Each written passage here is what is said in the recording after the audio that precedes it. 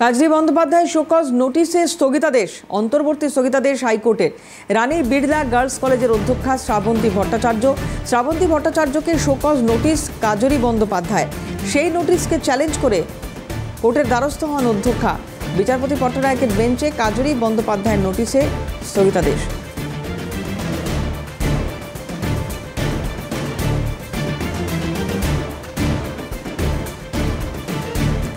অভিরূপা হাজরা আমাদের প্রতিনিধি রয়েছেন টেলিফোনে। অভিরূপা, একটু জানবো তোমার কাছে বিষয়টি সম্পর্কে।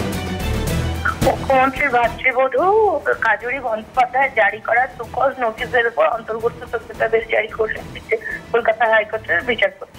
মূলত রানী বিড়লা গার্লস কলেজের অধ্যক্ষা শ্রাবন্তী ভট্টাচার্যকে শোকজ করেছিলেন কাজী বন্দ্যোপাধ্যায় এবং সেই শোকজকে চ্যালেঞ্জ করে ওই অধ্যক্ষা কলকাতা হাইকোর্টের দ্বারস্থ হয়। মামলাটি বিচারপতি বিশ্বজিৎ বসুর বেঞ্চে শুনানি ছিল এবং পরবর্তীকালে অন্তর্বর্তী নির্দেশ দেওয়ার আগেই ওই এজলাস বদলের আবেদন জানান।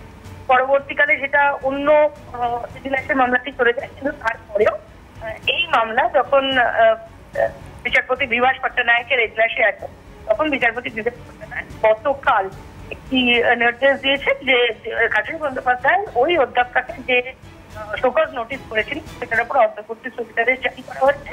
গত 3 জুলাই ওই নোটিশ তিনি ইস্যু করেছিলেন, সেটার উপরই স্থগিতাদেশ দেওয়া হয়েছে এবং এই স্থগিতাদেশ অন্তত বহাল থাকতে পরবর্তী কোনো নির্দেশিকা আসা না পর্যন্ত, অর্থাৎ কাজী বন্দ্যোপাধ্যায় যে ভিত্তিতে তিনি শোকজ করেছেন এটা অবৈধ বলে মনে করছে আদালত। সেই কারণে অন্তর্বর্তী স্থগিতাদেশ জারি করবে কলকাতা হাইকোর্টের বিচারপতি। অভিরূপা, এটা জানা যাচ্ছে কি যে কি কারণে শোকজ করা হয়েছিল?